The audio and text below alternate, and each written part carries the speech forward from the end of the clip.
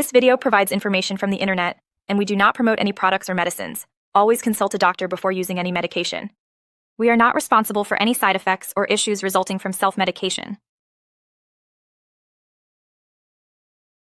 Doxyvac T Tablet is a combination of doxycycline and lactic acid bacillus, designed for adults facing certain health challenges. This medication is used to manage infections and gastrointestinal issues. Indications and uses. This medication is indicated for the management of intra-abdominal bacterial infections and is also effective in treating antibiotic-associated diarrhea. It helps restore balance in the gut flora and facilitates recovery from antibiotic-related disruptions. How it works.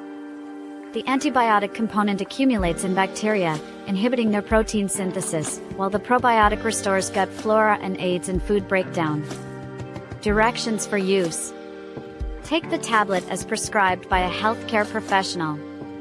It should be swallowed whole with a glass of water, without crushing or chewing. The correct dosage and duration will depend on individual factors such as age, body weight, and specific health conditions. Possible side effects.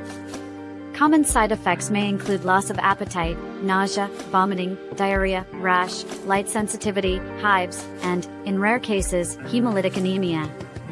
Precautions and warnings. This medication is not recommended for pregnant or breastfeeding women, or for children under 8 years of age. Always inform your doctor of any allergies or pre-existing conditions before starting treatment. FAQs. 1. Can it be given to children? No, it's not recommended for children under 8 years.